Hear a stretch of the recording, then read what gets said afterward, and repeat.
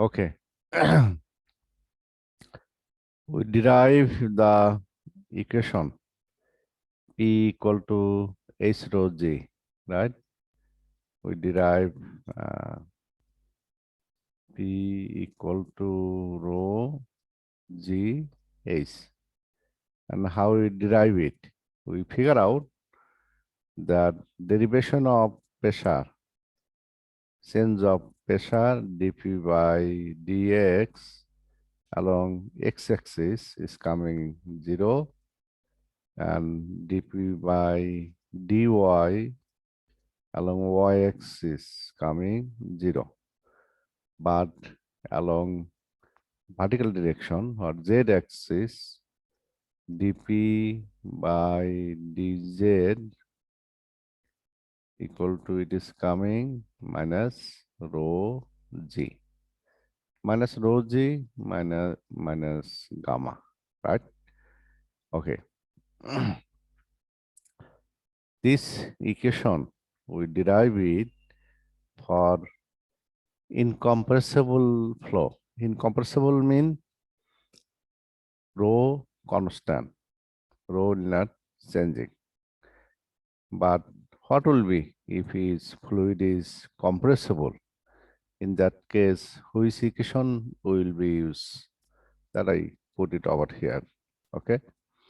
Though most of the time we'll talk about the incompressible flow, but in part B, SecA will teach you some compressible flow. Then you might need to apply some knowledge that what will be this equation if flow is compressible. Okay. So, so write this equation del P by dz. This rho is no more constant for compressible flow. And from ideal gas law, we know P equal to rho RT. So from here, we can figure out the rho, P by RT. This rho will put in this equation. So after rearrange, you get this one, dP by dz minus Gp by RT. Now this dz, you take out from there, bring it right here. And you see in this equation, this P will bring bottom of dP. So our equation will be, if we rearrange dP by P equal to minus G by R. Now on the right side, the derivative will be dz by t, this value. Now, if you make integration from 0.1 to 2, so G is constant. Universal R is universal gas constant, that is also constant. Then you derive that one 1 to 2. Okay. If you derive 1 to 2, right over here, you are getting ln P. So after you put the limit, ultimately becoming ln P1, P2 by P1, left hand side. And right side, they are keeping like that. G by R keeping front of the integration and dz by t. Why they put it like that? Because we are not sure if t is a function of z. In some case, temperature of the fluid might depend on the depth. So that's why keep it over here. But if for certain condition, for example, isothermal condition, T is constant, say T naught.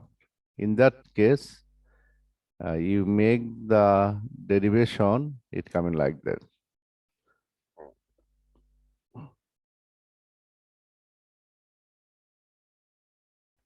Because say this P1 we keeping in the bottom.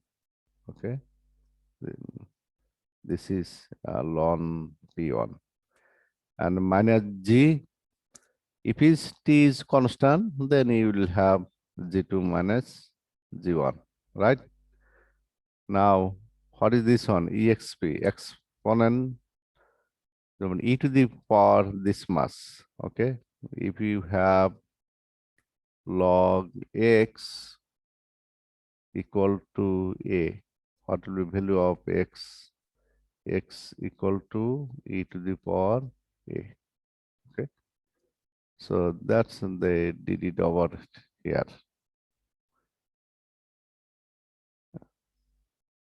So you just have to figure out P2 by P1 will be e to the power right side. Then figure out the P2. Now in absolute pressure, what is the difference between gas pressure and absolute pressure? If you have the gas pressure, some type of reading from some media, or you are getting pressure inside a pipeline, inside a tank, that will give you the gas pressure. With that gas pressure, if you add atmospheric pressure with this gas pressure, then this mass pressure will be absolute pressure. And if your gas pressure is vacuum, then you put atmospheric pressure over here, then minus vacuum pressure. And gas pressure is always might be positive or negative, but absolute pressure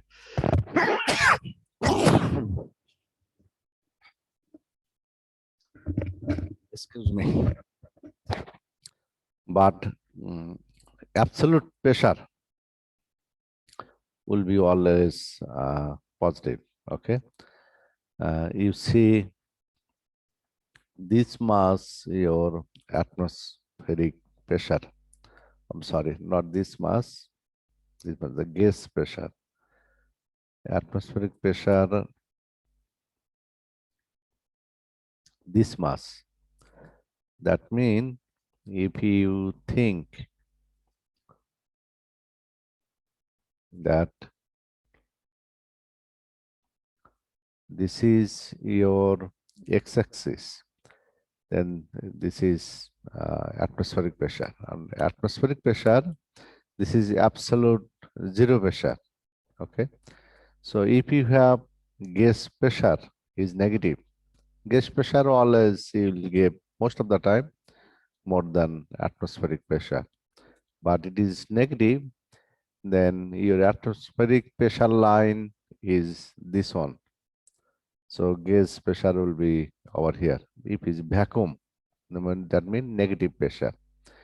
Then this gas pressure, if we add absolute atmospheric pressure, you get this mass pressure instead of vacuum. So just to remember, if you have a gas pressure, then you need to add atmospheric pressure to have absolute pressure.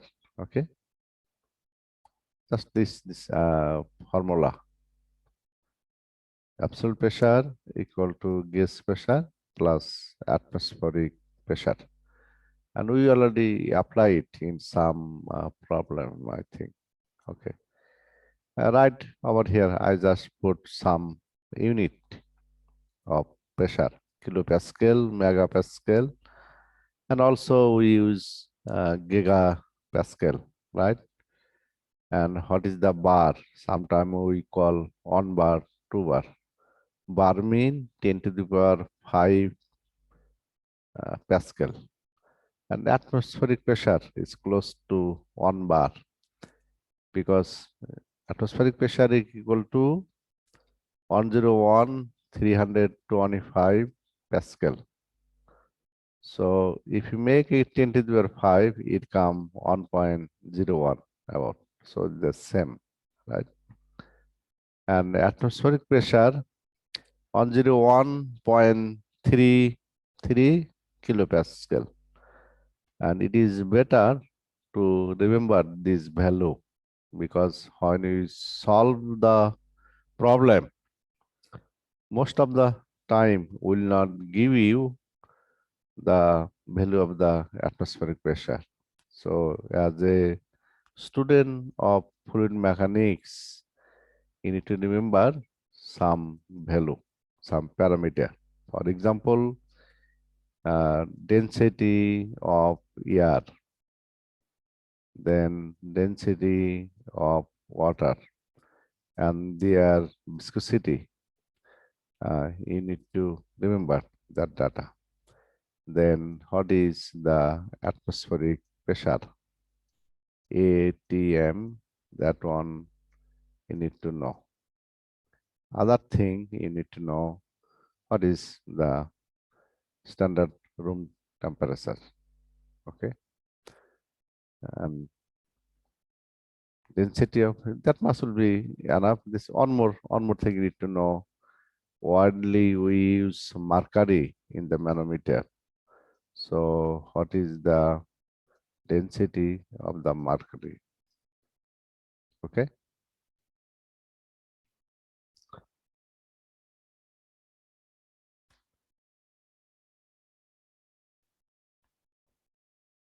Okay. Right over here, just showing that how you can get higher force from by applying a little force from the fluid by applying fluid law. So if you see right over here, inside the fluid pressure is P. So if fluid pressure is P, how much will be force over here? Say you apply force F1 through a piston right over here, then that force will go through distribute over here. So if due to the apply force F1 right over here, it create pressure P. So we know that F equal to P by A. So, sorry, mistake, not F by A. P equal to F by A.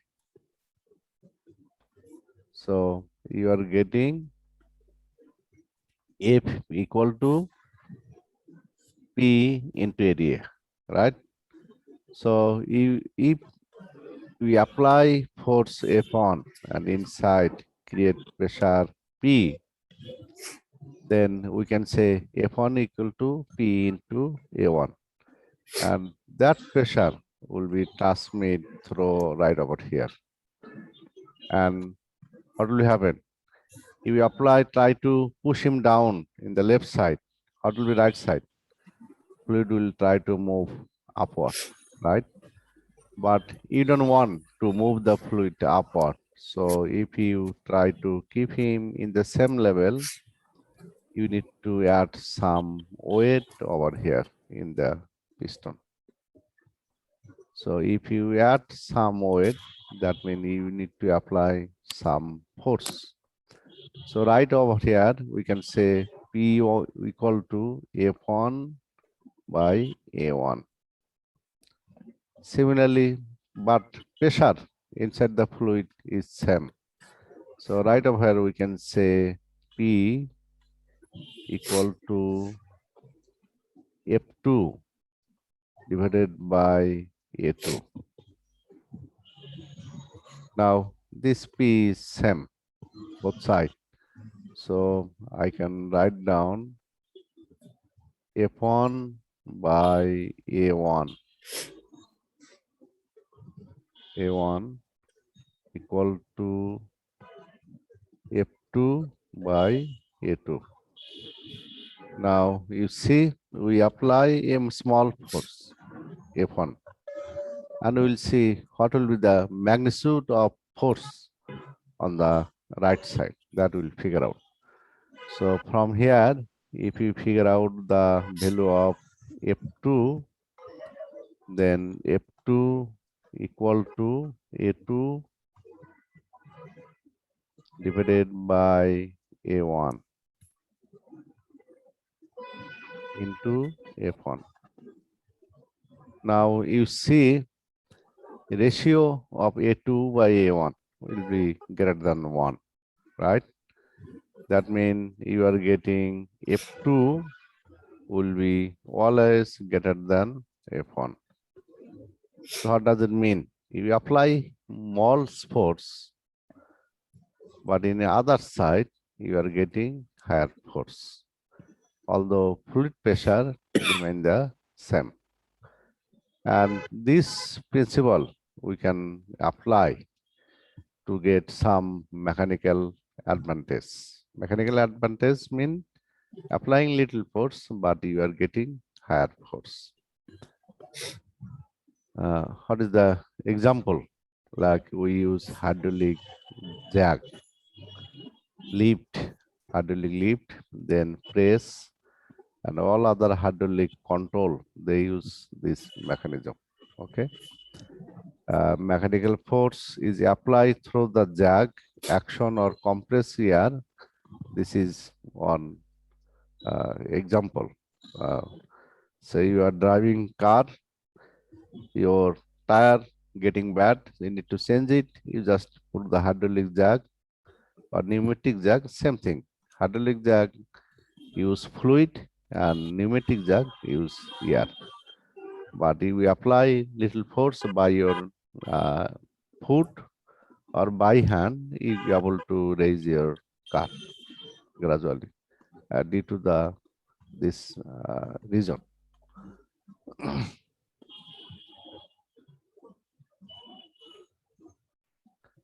Okay, next class we'll check in that if fluid pressure is same in all direction or not. That we'll check. For example, this is top surface of a lake. Now, inside that lake at a depth H, you have a very small fluid element, say this one. So, how much will be pressure at that surface? It depends on how much the height, right? You can figure out P H P rho G, H rho G, right? P equal to. This will be vertical pressure, but how much will be pressure this side, and also from bottom? That means the Pascal is saying the pressure in all direction is same if the body is not moving, if body remain in static condition. So that we'll figure out. That means if you, in that case, Px equal to Py equal to Pz. That means all three axes, the pressure value will be same. If this fluid element is not moving along vertical axis, then pressure will be changed, otherwise remain the constant. So let's derive it, how we can derive. We consider a infinitesimal small wedge shape fluid element. Infinitesimal mean very small. Wedge shape mean you have a brick, you take half of the brick. It remain at rest inside a fluid. So if it is very small, still it has a density, it has a weight, right? And dimension is non-zero. Still it has some dimension. So we are thinking this is 3-axis, and the vertical axis, this height from here to here is dz, this one. And this is x-axis, so this length is d delta x, or this one. So this is delta x, height is delta z. Now, what will be this side? We can easily figure out. Delta z square root over y delta y root over square, right? But we'll keep it a single value. We'll say this is delta s. Okay. Now, this fluid element will have weight. How will figure out the weight of the fluid element? It will always work downward, right? If it is a kind of brick, then half of the brick we are talking about, this half, right? So what is the volume of the whole brick? Volume of the whole brick is delta x, delta y, delta z. Now, if you like to get the weight, then you multiply by gamma, right? So if I make it weight, I have volume multiplied by gamma. But our full element is half of the brick. So weight will be, you need to divide by 2. That is the weight of the fluid working downward. Okay. Now, pressure force. Pressure always work perpendicular to the surface. So for this surface, for this vertical side, pressure working toward positive y direction. So I like to figure out that how much force working due to the pressure. We know pressure equal to F by A. So my force will be pressure into area. And similarly, and now what will be the area of this rectangular? Height is delta Z, and this arm is delta X. So this is my area, and this is the pressure. So pressure into area, that means force. This force working toward the right side. And now if you look in the bottom, pressure force working upward. And this pressure we are saying Py, and that means this one not the same. We are thinking along y axis, magnitude of pressure is Py, and along z axis, magnitude of pressure is Pz. Okay, so and this Pz working upward, perpendicular to the surface, into the surface, not the outward. Okay, so what will be the area of this rectangular? Obviously, delta x into delta y. So this is the area, and this is the pressure. You multiply, you get force working vertical direction. We'll apply the equilibrium equation of engineering mechanics, summation of Fx, Fy, or Fz. Then we'll see how look like. Okay. Now, in the inclined surface, pressure also working perpendicular to the surface. This surface is inclined with angle theta. So inclined with horizontal axis theta, this angle will be theta. If you make a triangle, that means this angle is 90 degree, right? So this is theta, this will be also theta, the vertical axis. You can figure out easily.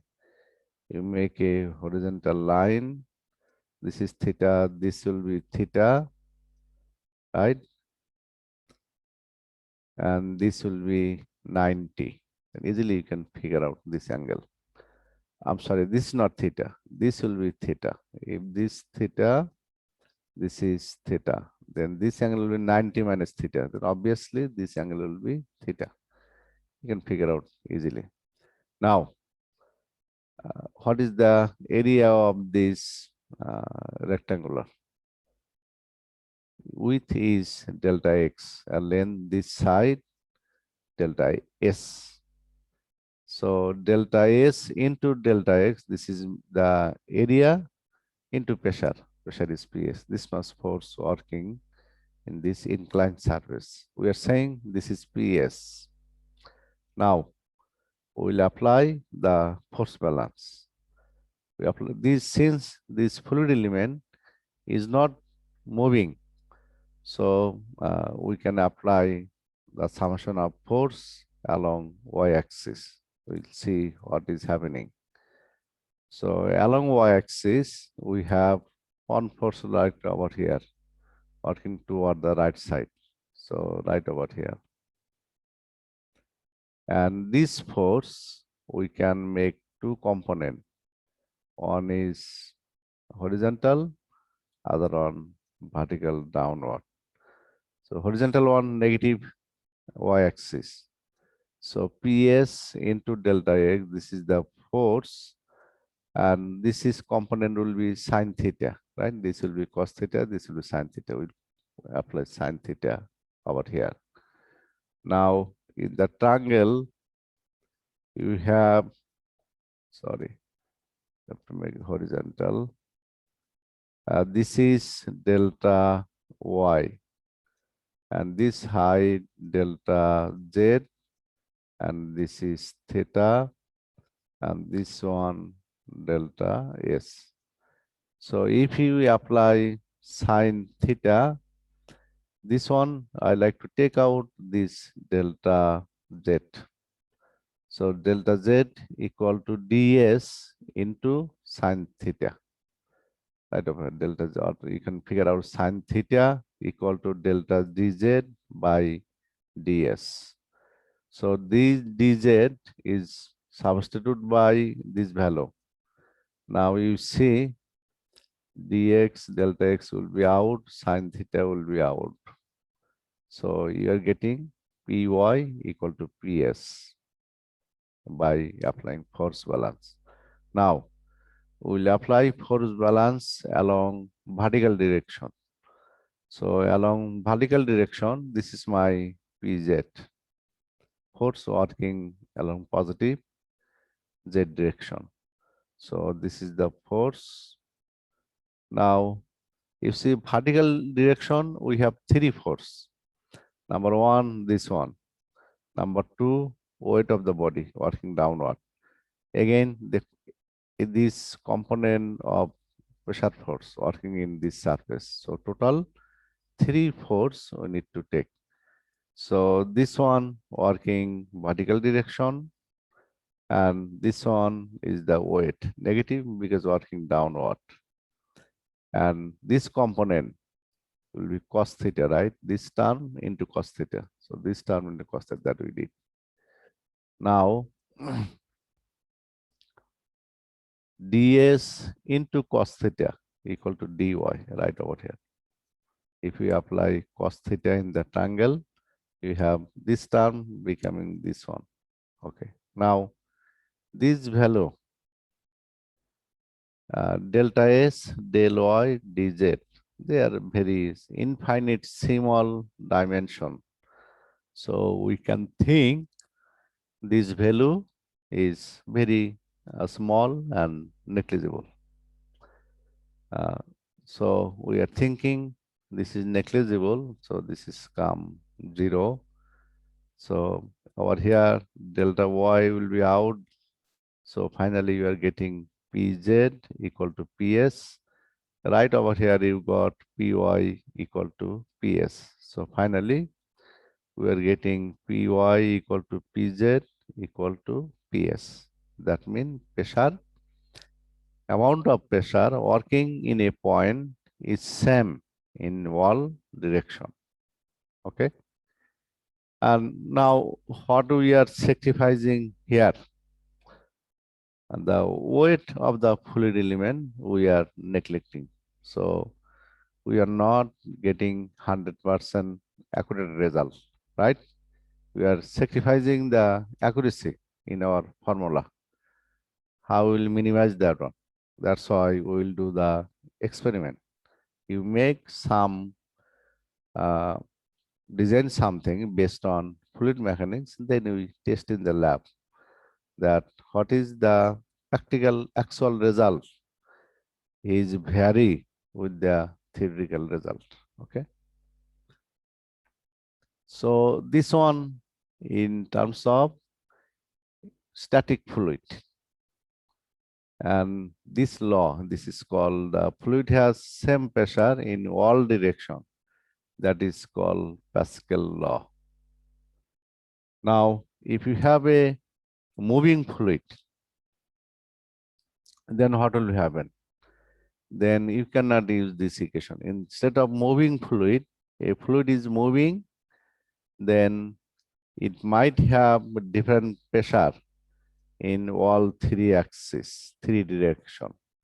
So in that case, your pressure force will be average of 3, Px, Py, Pz divided by 3.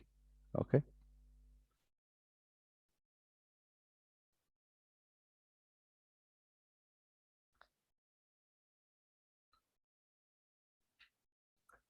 Okay. Right. We already learned what is capillarity of the fluid, right? And if you take a very small diameter tube, you keeping in water, then you will see that water, your height of the water in the jar is this level. But water in the tube automatically getting up. That means you will see that this much height of the tube automatically filled by water.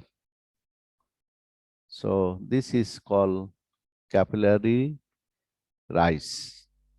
Now you need to figure out what will be the height of a certain fluid and how we can figure out that height and what it depends on which value. Number one thing that it depends on density of the fluid, then diameter of the tube, and also on surface tension. Now, our surface tension, what is the unit of surface tension? Force per unit length. That means Newton per meter. This is the unit of surface tension. Okay. So what we'll do, we'll make some force balance and try to figure out this value of H. Let's see how we can do it. Now, why this much amount of fluid? If I close this line and this line, you see remain right, why is it not coming down? And obviously it has a weight, this fluid, right? And you can figure out the weight. You figure out the volume of the fluid. If radius of this tube is r, diameter showing 2r, so what will be area of this tube right over here? So area will be pi r square. What will be the volume? You multiply by h. This is volume. So what will be weight then? You multiply by gamma. That means rho g. This is the weight of this amount of fluid. And this weight working downward. But fluid is not going downward. It is remain like that. What is the reason? So in terms of mechanics, that means somebody obviously pulling him up. Somebody is try to move downward due to the weight, but somebody pulling him up. That's why it is remains this static condition. If somebody pull him more higher force, then this height will be increased. If weight is too much than the pulling force, then the H will be decreased. Now, you look carefully that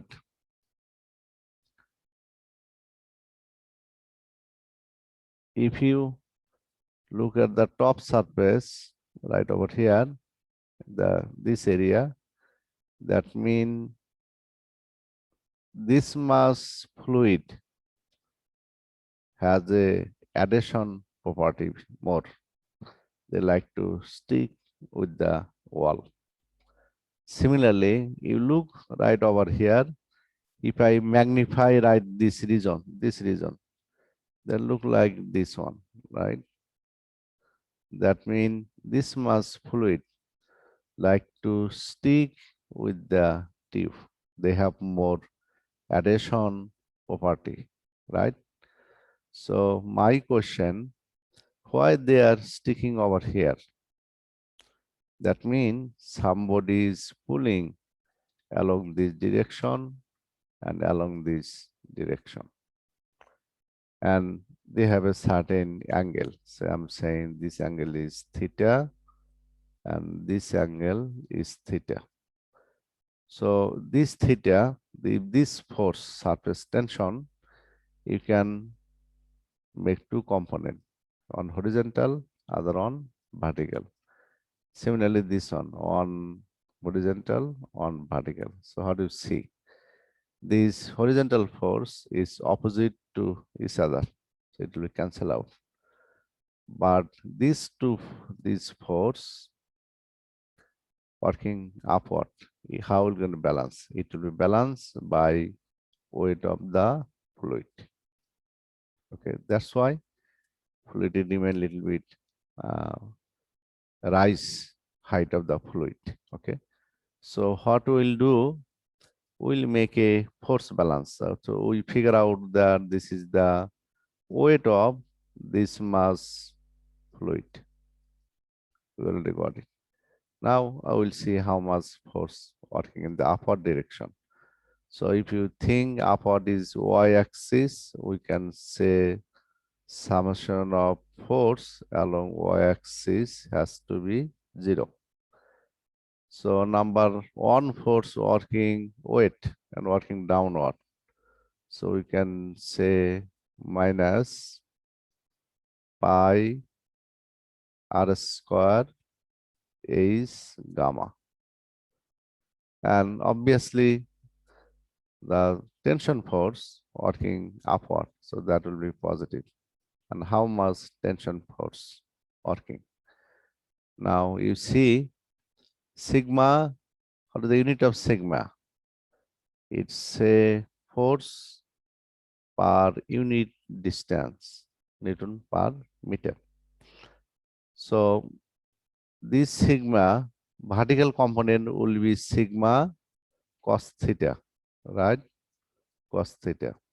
You need Newton per meter. That means you need the distance. Now, how this surface force working? Is working if is through the all the periphery of the tube, right? Not only in the figure is showing you are looking from one side, but you think water will rise throughout the periphery length of the tube. So what is the peripheral length? 2 pi r. So we can multiply with 2 pi r length, then you're getting the total force. So your force balance equation is coming right over here. And we know W equal to this mass. The W value is substitute over here. You just rearrange the equation, you'll get height of the fluid, H. Okay. Any question from here? Anyone, any question? No? Hello? Anyone? Are you there? No, sir, no question. No question. Okay. And now we'll solve a problem, okay, related to the capillary rise. Let's a very simple problem. It's saying you have to see the MathCAD file, right? You can see. Okay. Yes, sir. It's a 0.6 millimeter. It's a less than 1 millimeter. Very small tube, right? They inserted into water in a cup, and water temperature is 200 degrees Celsius. Determine the capillary rise of water in the tube. So a very fine tube, that means small tube, insert in the water, then you'd be able to see that water is rising, or this height over here you are getting. Okay. But my question that if you, this is our equation of the height, right? But you have water in your pot in home, and if you uh, take a plastic pipe, transparent, about 0.5 inch diameter, then see height is not increasing that much. What is the reason? Actually, theoretically, height will be increased, but you will not able to see, because you see right over here, if radius of the tube is increased, H will decrease. That means value of H will be very minimum. You will not able to see in your eye. But you decrease the radius, then you are able to, height will increase and you can see in your eye. Similarly, if density of the fluid, gamma value, is increased, fluid is more dense here, value of AC will be extremely low. Okay. And also depends on this theta. If theta is 90 degree, then AC will be how much? 0. Cos 90 equal to 0. And if theta equal to 0, then AC will be maximum. Okay. So right over here it's saying that, and other thing you look carefully, that in this problem, your capillary, say I'm saying this is tube. Now, normally this is called, curved surface is called manicus, right? You remember, this is manicus. So right over here, what will be the direction of the surface force? Directly working in a certain angle.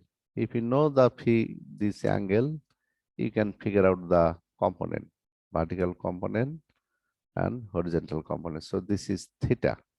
Now, if this theta is increasing too much, then maximum, what will the value theta? If fluid become straight right over, no rise, capillary rise. In that case, your theta will be 90. And you look, if theta is 90, then cos 90 equal to 0 in our formula, no height. And what here, you're not seeing any height. But if theta is 0, then your cos 0 will be maximum value. Height will be maximum. So when theta might be 0, say these manicus making tangent, right over here is not making tangents about 45 degree. But if you make like that, or if I draw it right over here, or it making directly tangent at the wall, then right over here your sigma will work just parallel to the wall. In that case, your theta value will be 0. Okay. So after you insert the tube in the fluid, and if you look carefully, you are able to figure out the angle. Okay. So right over it's saying that shown in figure. In this figure is showing outside is air and inside is water. You need to figure out the capillary rise, how much height is uh, increasing. This value of H you need to figure out. So you have only one formula, right? And this data is given that is water temperature 0 degree. The mass will be surface tension 20 degree. This mass. Whatever you are saying, they are 20 degree. So you have to take this is your value of your surface tension. Now, if you at first you leave what is given, you write down given diameter of the tube, convert in radius because you have the radius over here, and this is millimeter, then convert in meter. Surface tension in the from the table is given this mass. Okay, rho is saying water. So you know the value of rho 1000. G value you know. And in that case, as per figure, angle phi or theta will be 0. So you just put 0 over here. Then you see capillary of rise equal to how much? Then you get the value. Coming in the meter, they convert in millimeter. So you see about 50 millimeter.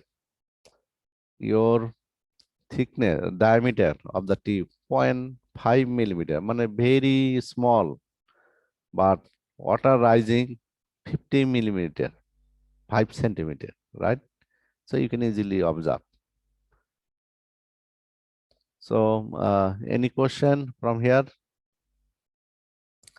Let's Sir, go back to the, yes, any sir, question? do I have to take the theta value in radian or only the value? Theta value.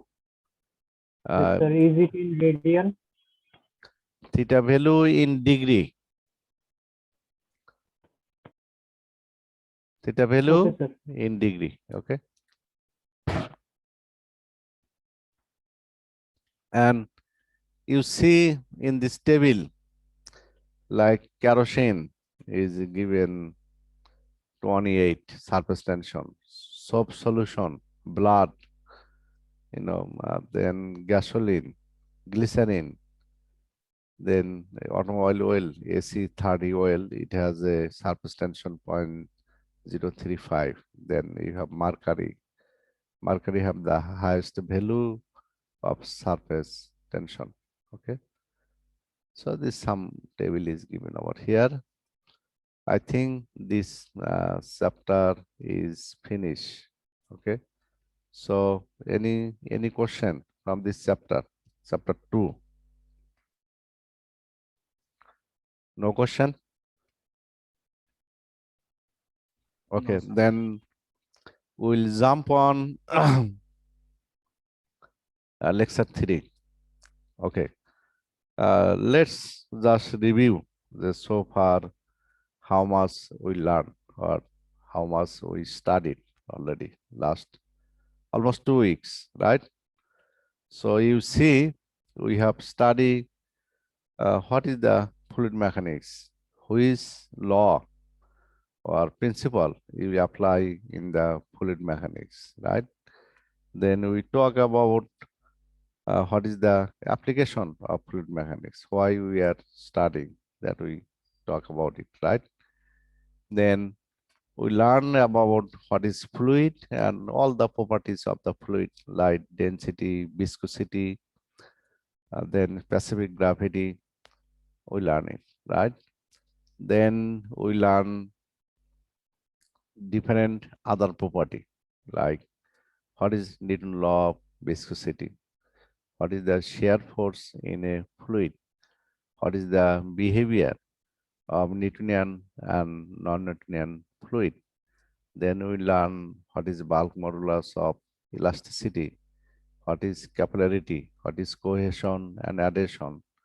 Based on those property, and we solve I think 2 problems, right? Then we study that what will be the pressure at a certain depth of fluid. Say you are designing a submarine and you like to know what will be the pressure at the roof of the submarine if submarine go underwater about 1 mile. So you don't need to put pressure gauge in the bottom of the sea, but you can calculate from your table that how much the pressure. So what happened if pressure on the roof of a submarine is too high? What will be the problem? Anyone? What will be problem? Sir water প্রেসারের কথা বলছেন? Yeah, sir ভেতরের pressure থেকে water pressure বেশি হলে sir ভেঙে যাবে। collapse. It will Yes, collapse, sir. right? Same thing in human body. You are inside our body. How much pressure? So Why same as our uh, why blood is not coming out through our mouth, nose, and eye? pressure balance due to Pressure balance, because our inside our body has the same pressure. Pressure is atmospheric pressure, outside is atmospheric pressure. So it's balance. But sometime you might see in the news that if somebody went down in a well, Bangla, Kua, for cleaning, and they have nose bleeding and come out blood through eye and they died because inside the well might be 30 feet deep. If you have a height of column of fluid, right?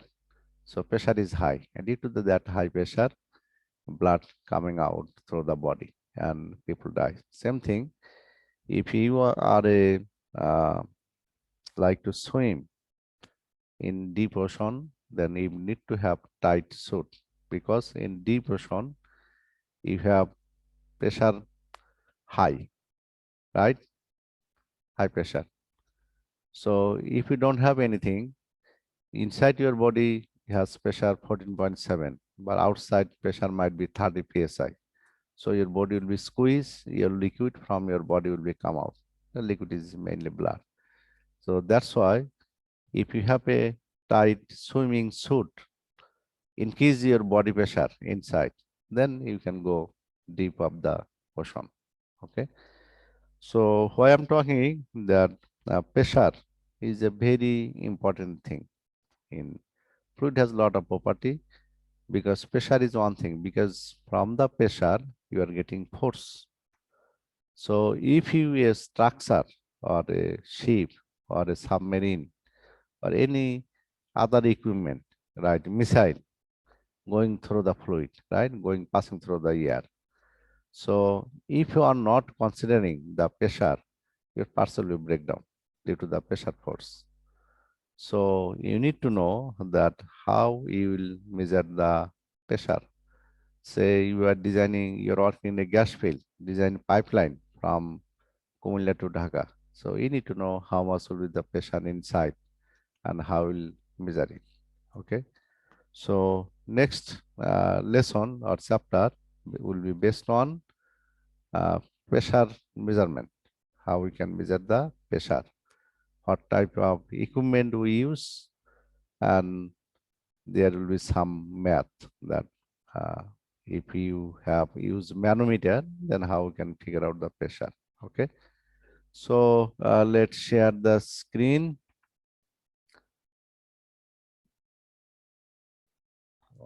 I might don't open it, seems like.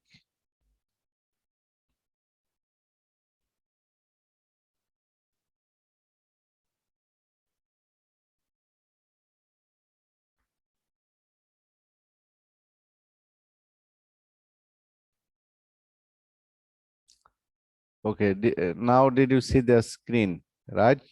yes sir. Okay, it's called pressure measurement. So let's go through the slide. Normally we use two type of device to measure the pressure. Number one thing is mechanical gauge. That means pressure gauge, some kind of meter, right? If you you have a car. In your car, you have the gas cylinder. You will see in the gas cylinder they have a meter. It might be put at the front, but they have a meter to see the how much pressure is there. Then other thing we use the manometer, and we will explain it. What is the manometer? So in mechanical gas, you can just buy from the store and hook up with the pipeline or with your cylinder. You will get the pressure reading. But sometimes mechanical gas is not 100% accurate. If they are going to too old, then you will not get accurate result. For example, you will have blood pressure measuring device, lot of device, electronic, you will see you can measure by yourself in home. But I see in US, I see in Bangladesh, some doctor use the electronic one, but in US, I see they never use the electronic one. But electronic one is available and is cheaper. Most of the people buy it to check the blood pressure in the home. But when you visit the doctor, you'll see they are not using that one. They are using a wall-mounted pressure measuring device that uh, they're taking reading from the mercury, how much you have the blood pressure. Okay, so liquid-based pressure measuring device is very accurate. Okay, now let's see what is the manometer. Okay, then we'll talk about the pressure gauge. Manometer is a device which measure pressure of fluid based on principle of balancing the column of liquid by the same or another column of liquid. And normally, what type of liquid will you use? Mercury, oil, alcohol, and water. Giving a example, say you have a pipeline and you have a leak over here, opening over here, opening over here. So through the opening, your fluid will came out, right? Fluid will came out, and right here fluid will came out. So where will be more loss? At the first one or second one? Anyone? Obviously at point one, leakage will be, water leakage will be more because he's losing some water, then coming down, kinetic energy of fluid right over here is high, over here will be less due to the frictional loss. So our will be obviously at pressure 1, if I say P1 at point 2, P2, in that case, P1 will be higher than P2. Okay. Now, we are thinking a certain fluid passing through the pipeline. You can say, for example, natural gas. Now, through this tube, instead of keeping opening, you add a tube.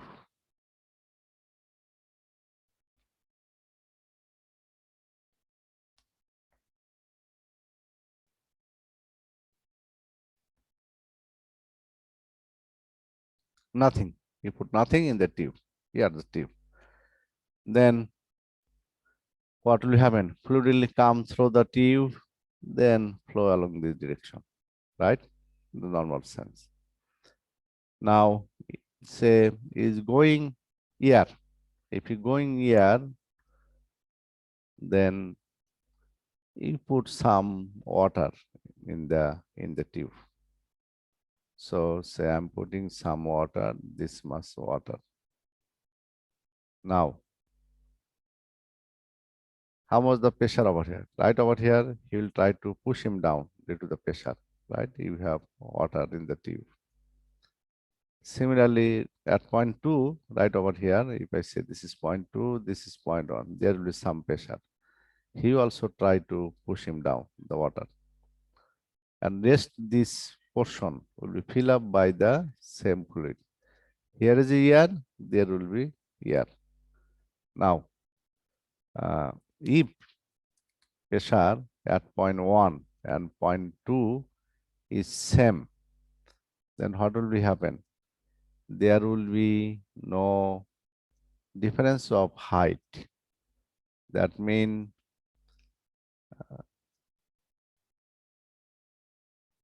this height remains same, this height both on. Because pressure is same, both one is pressing the water by the same force. Water is not go down. It cannot go down because it is inside the tube.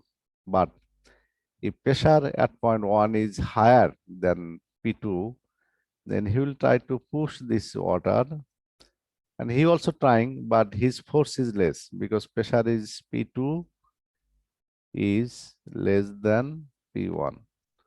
In that case, water height will increase right over here. So what is the difference between 2 point water height is this much. And by measuring the height, you can figure out the pressure difference between point 1 and 2. So that means what you are seeing over here, you are balancing a column of liquid by the another fluid or by the same fluid. So if a pressure device or pressure measuring equipment is based on this principle, then those device or equipment is called manometer. Okay, and we'll show you some picture that how you can measure the pressure with manometer and what type of manometer we normally use. There is a two type of manometer. Number one is called simple manometer. Then other one is called differential manometer. Okay. Sir, what is the meaning of column of liquid? Column of liquid. What it mean column? In the Excel, you see the column and row. Row always horizontal. Column always vertical. So column of fluid not mean the building column. That mean vertical, a vertical height of a fluid. Okay. You are swimming in river. In the top surface of the river, you are swimming right over here, this level. Your depth will be this much. Then what will be the pressure on your body? P will be how much? P will be H, then rho, then G, H rho G, right? Because depth is H. Now, you are, say, just in your room, and you taking a tube of water, the height is same, and that one is on your body or on your head. Say this is your head. Now, this tube is full with water. Okay, so how much will be pressure? Just right over here, or top of your head. How much will be pressure? H rho G, same. Okay, because we always go vertical height of the fluid. So that means you consider a column of liquid working vertically, then you'll see what is the height of that column. That will be your pressure, and value will be H rho G. Always you need to think that way. Okay.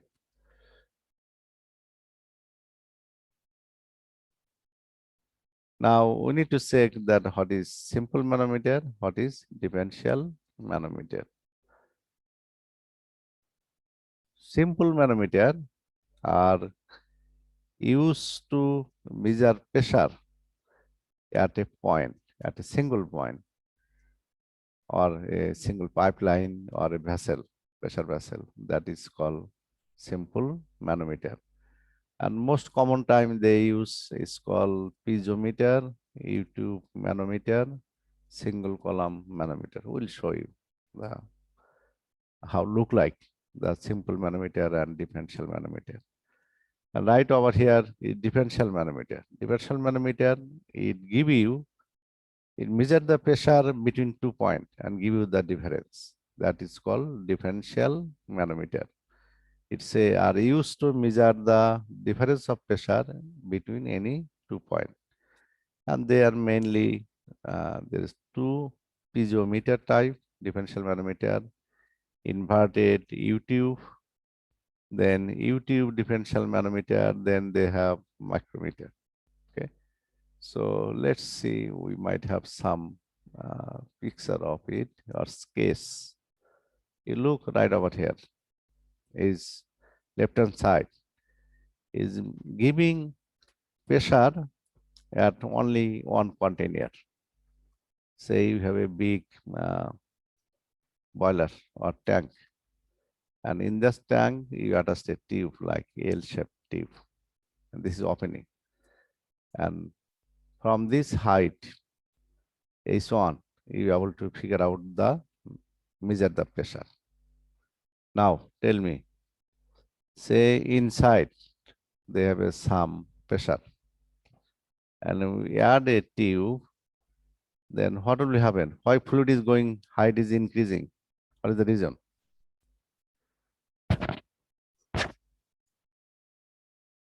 Anyone?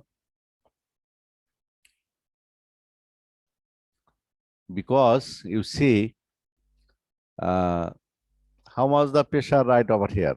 Atmospheric pressure, right? In the working in the top surface. What is trying to do? He tried to push him down. And pressure inside the container, they have some pressure. He will try to push him up. But if atmospheric pressure is too high, then what will happen? He will push him completely down. But this pressure is not that much high. So he tried to push the liquid upward. So from this height, you can figure out the pressure. What will be the magnitude?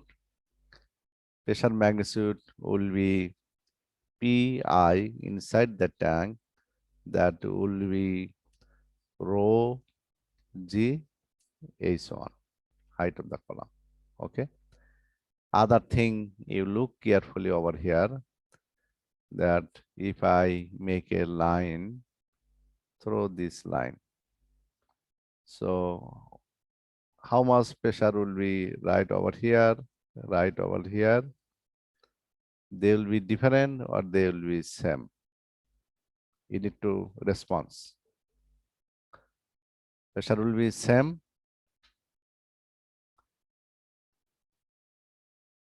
Anyone? So pressure will be same because of same height. Good. Pressure will be same because you are in the same plane.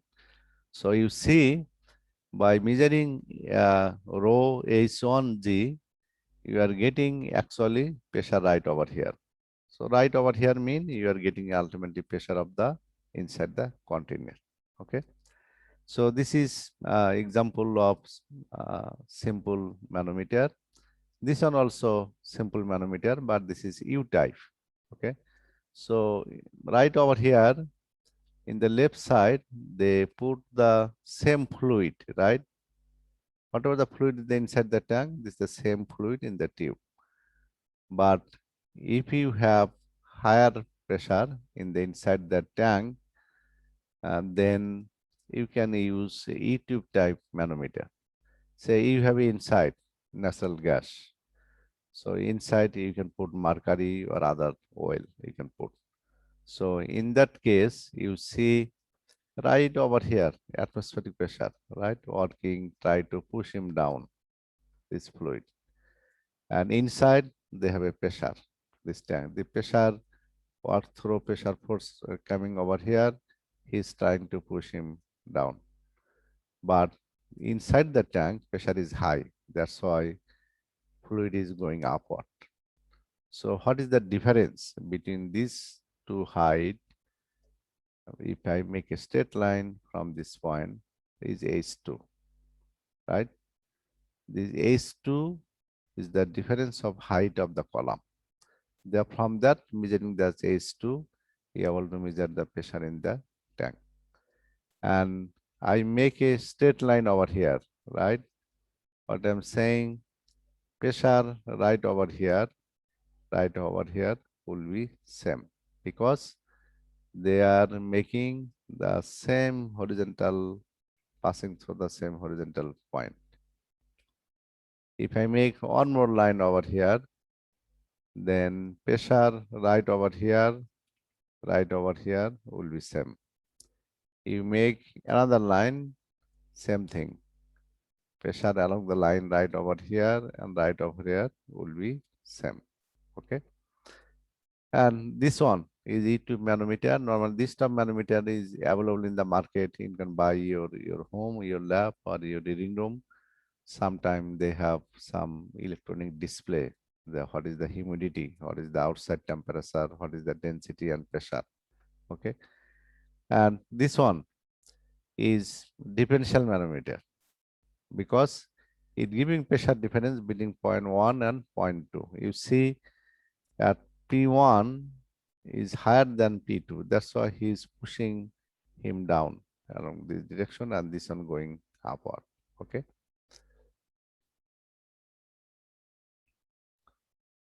Right, this one in the left side, this one is differential manometer, because it will give you the pressure difference between two tanks. And in the book, normally we give you the fundamental idea, but these two tanks might be, distance between them might be 300 feet or 200 feet, or might be 10 feet, or might be 2 meters. Depends on the what type of tank and where you are working, right? So you have one bigger tank over here, other tank over here. So from the manometry, you can figure out the pressure difference between two vessels. You see this one is pushing him down, and this one might be has low pressure. That's why fluid is going upward direction. And fluid right over here is different fluid. It has a property showing gamma 3. Fluid in the manometric tube, property gamma 2. And fluid in this tank A, property gamma 1. That means 3 type of fluid is used over here. Right side, you see on figure, the tube is inclined, but look like the same one. It will measure the pressure difference between two tanks. But why is the incline? Sometime you will see, you like to put manometer between two vessel, but there is not that much space, vertical direction. So you might have to put the tube in incline. And other thing, sometime is pressure difference is very low. Then from the vertical height, you cannot take the reading, because difference is coming very low. So in that case, if you incline the tube, then you will get the higher reading from the tube. That means easily you have to realize the how much fluid level is changing in the manometer. So that's why a lot of time they use inclined tube manometer. It depends on what type of fluid, where you are working, and depends also the space. Okay.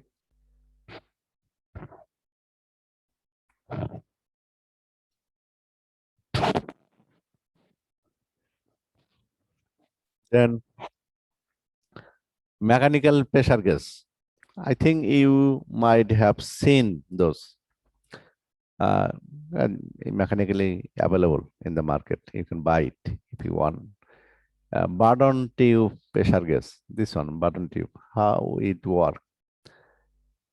It is a tube right over here. The outside has a thread, but inside is a tube. So this one, if you put in your gas cylinder, then gas will flow through the tube due to the high pressure. And you see this carbon, this one also tube. So fluid will enter in the tube and it will try to expand. It is round. So due to the pressure, it will try to be straight. For this reason, this lever mechanism, this will move, try to move upward this direction. And finally, this movement will go through the lever and in the pointer, you'll get the reading. Okay. But why is the problem over here? You see, this pressure force is transmitted by too many mechanical parts. And if you use over the 5-year or 3-year, then you might not get the accurate result because this tube work like a spring, right? Fluid entering, then it becomes straight. So gradually, on time, it become little bit flexible. Over the year, it will look the stiffness like you use a spring. You gradually do like that, do several time or 100 times, then the spring become lose the stiffness. Same thing over here. Okay, but a lot of company they make use the very precise material, calculate correctly, then do the calibration, and they'll tell you that you buy this one, but you can use only 5 years. After 5 years, you need to buy another one. Okay. Then next one, diaphragm pressure gauge. You see diaphragm pressure gauge how it works. That you have a pressure vessel. For example, this type. This is opening of the pressure vessel. Just give you an idea. Okay, you have opening. This opening, if you cover by some kind of membrane. Membrane mean some type of skin type, some rubber type material. Just for example, flexible. So due to the pressure, what will happen? This will bend little bit, right? Little bit. Now, if you attach something with this one, then he will try to move. So by this principle, the use is called diaphragm pressure gauge. So here is the diaphragm, and he see right over here. And due to the pressure, due to the moment of the diaphragm is going through this, this material, the vertical things. Then finally go through the pointer, and the reading. Then below pressure gauge, right over here, below pressure gauge, you see fluid, the high pressure entered through this hole. Then it flow around coming over here.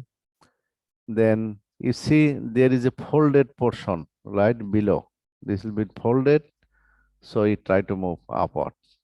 So that movement will pass through the lever and pointer, and you'll know how much pressure is there.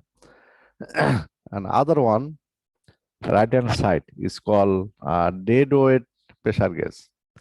How look like the dead weight? You see this one, this tube we attached with your pressure tank or gas cylinder, for example. And right over here, this is a piston. And there is a option you can put the weight. So fluid enter through the tube. Due to the high pressure, he will try to this piston move upward. How can keep him in the same position? You need to put some weight. Okay, that's why it is called dead weight pressure gauge. Okay. So far, any question? Anyone? No? Sir. Any question? No. Okay. how you can measure the atmospheric pressure. You have a mercury in a pot. In that mercury, you put a tube upside down. Then what will be happen? You will see due to the atmospheric pressure, the mercury will be go up and then fill up the tube. Because due to atmospheric pressure, he will push the mercury to flow the tube. But your tube has to be empty, vacuum tube. Okay. So traditionally, he used this tube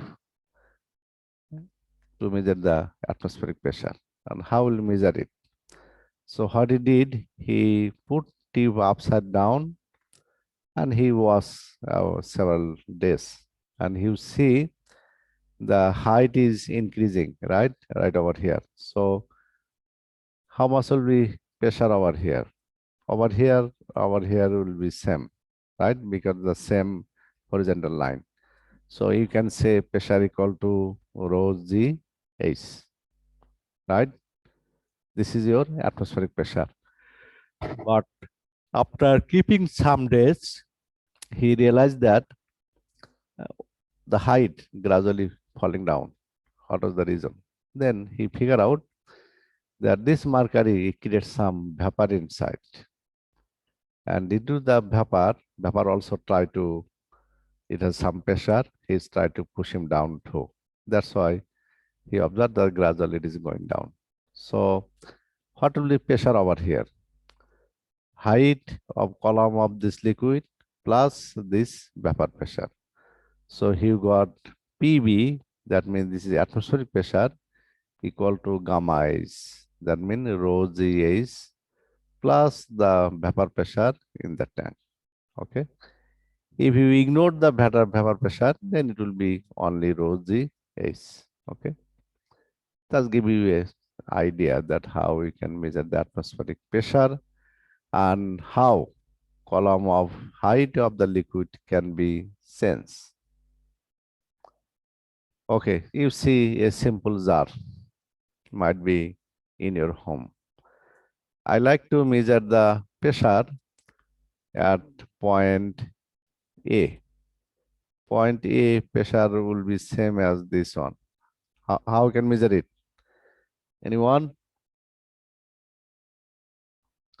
How much will be pressure? At point A, pressure will be height of the column of liquid. How the height of the column? H1. So rho H1 G. But you look carefully, this is pressurized, so fluid like to go out. But from the top, what do we have? Atmospheric pressure. So pressure at point A will be rho GH1 plus this atmospheric pressure. This is at pressure at point A. How much will be pressure at point B? Same thing. Height how much? H2. So rho g H2 plus atmospheric pressure. Now, if I make a line along this line, and if I make several point over here, pressure will be same as point B because they are in the same level. Okay.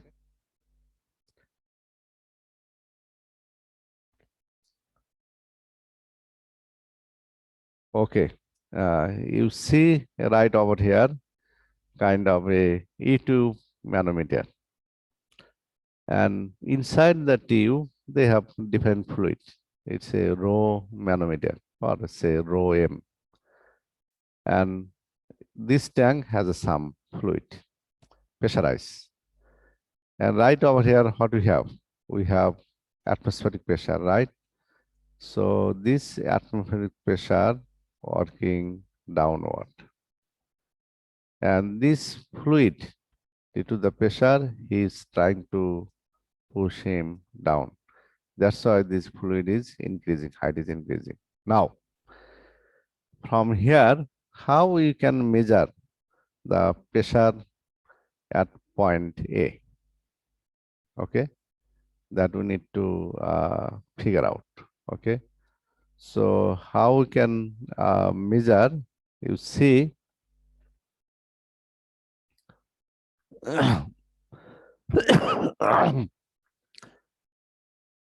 pressure at this point right over here. Let me take the other thing. This one. Pressure right over here, right over here, right over here, right over here will be same because they are on the same horizontal line. So any region, if we are able to measure the pressure at this point, you can say how much the pressure inside the tank. Okay.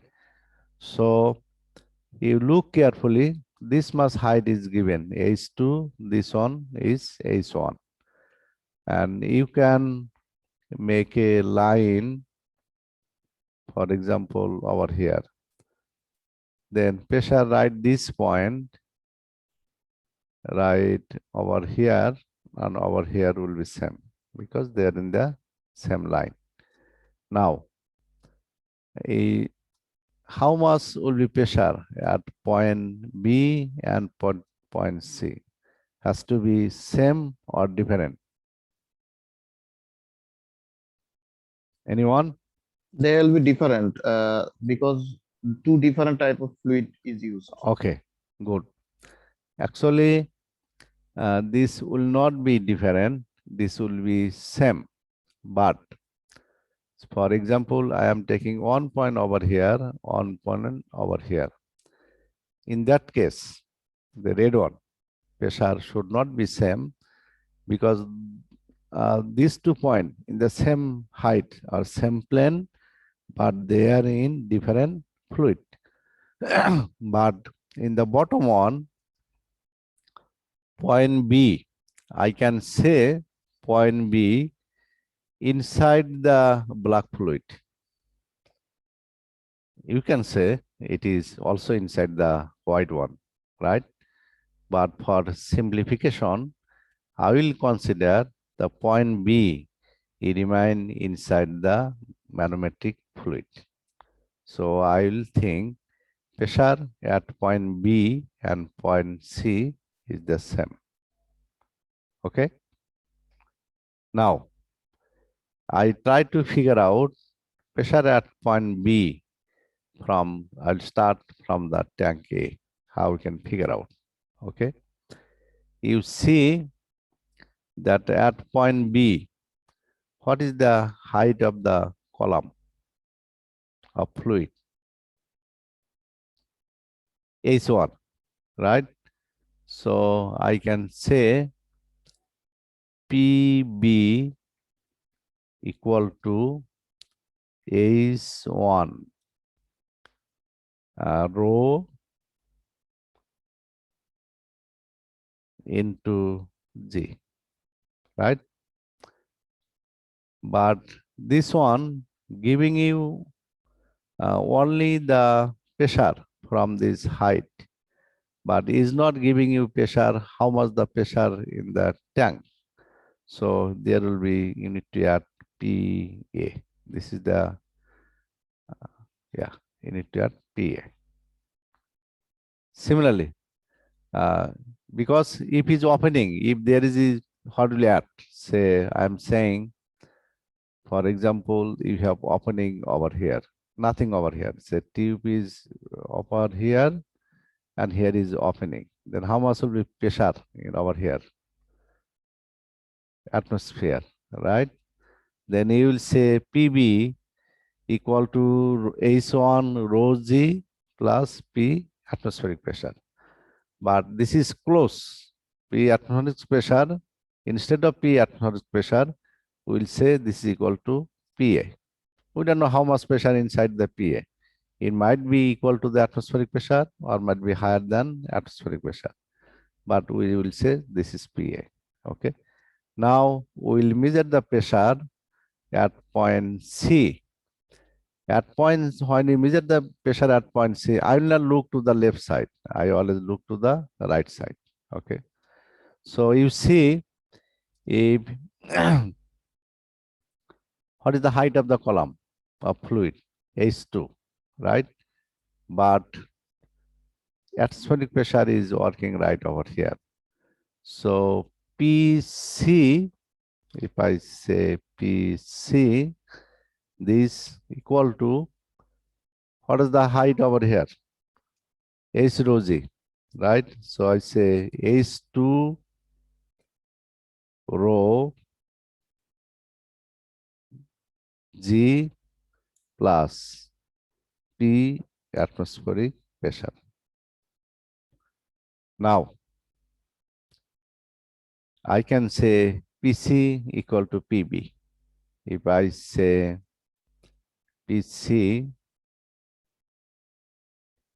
equal to PB, then I just equate the equation. On the left side, I have H2, then rho, then I have G plus P atmospheric pressure, and right side PB, PB H1 rho, then G, and in H2, this is the rho M, right?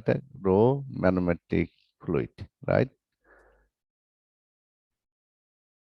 So rho G, then have PA. Now, is it possible to figure out PA from there? Easily, right? Is not possible?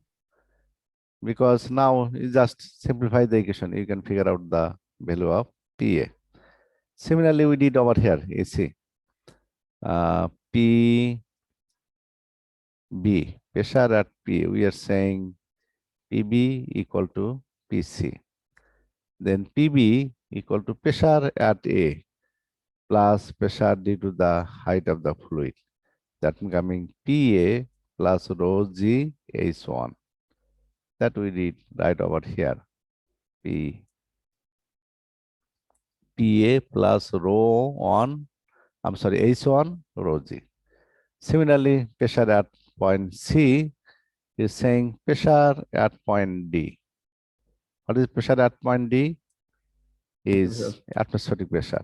So this is atmospheric pressure plus this height of the fluid. What is height of the fluid? H2. So is H2 rho manometric G H2. Then they say PB equal to PB. From there, figure out the PA. Now, you see, I like to figure out the pressure at point C. I start from here. PA plus this height. So when you are going down, okay, you are coming down, then it will be positive. You are coming down, okay? And the other way, you can figure out the pressure in PA. Instead of figure out the pressure at point B and at point C, how we can do? Let's see, you try to walk from point B, point D to point, you can walk through the tube coming at point A, right? You have one option. And your one more friend, he is very clever. So he's trying to walk this way. If I take a line, he pick up this way, he coming over here, then coming over here, then he stop. Who is smarter? Blue or red one? Blue one. Blue one, right? Because this extra distance is not making any sense. This one not making any sense because pressure right over here is the same. So what I'll do, I'll walk down from point D to all the way coming over here. Let's see how we can walk down. So what is the pressure at point D? P atmospheric pressure, right? Then you are coming down, right? So plus H2 rho G. So where are you coming now? At point C, right? That means you just walk down this much. So at point C mean you are coming at point B. So I will say plus with this, hold on 1 second. This one, then I will say minus because I'm now moving upward, okay? Then that's why I will say minus. This minus, what is the distance? H1, right? Let me write down over here. Distance is H1. So H1 star rho into G. Now, where I came in, right over here, this point, right? This point. That means I coming in PA. So I say this equal to PA. And when I look, you get the same thing. What is my PA equation over here? If you figure out the PA, right over here, PA equal to rho manometric GH2. That we get rho manometric. This is the manometric fluid H2. Then plus atmospheric pressure right over here. Plus atmospheric pressure. We have atmospheric pressure right over here. Then minus rho G H1. We have rho G H1 over here. Okay. So you have two options. At first, you look the problem, then figure out where you can take 2 points, where pressure is same. You cannot take right over here because pressure is not same. You cannot take it right over here. You are not passing through the same fluid, but you can take it over here cleverly because point B, I can consider it lie in the both fluid. Why I'm not taking in the bottom? Because there is no dimension. What is the meaning? Because if you take the at the bottom, then you need to walk down this much distance, then you need to walk up this much distance. Ultimately, no balance, zero. So why you will do the extra work, okay? Then you figure out pressure, those point, or you can start from one point, then walk down to other point, okay? Just remember, from the point is coming down positive. When you going up, pressure decreasing, okay? You are going bottom of the sea, pressure increasing, plus sign. From the bottom, you moving up, pressure will decrease, minus. That we apply. You see, we start from this point, right?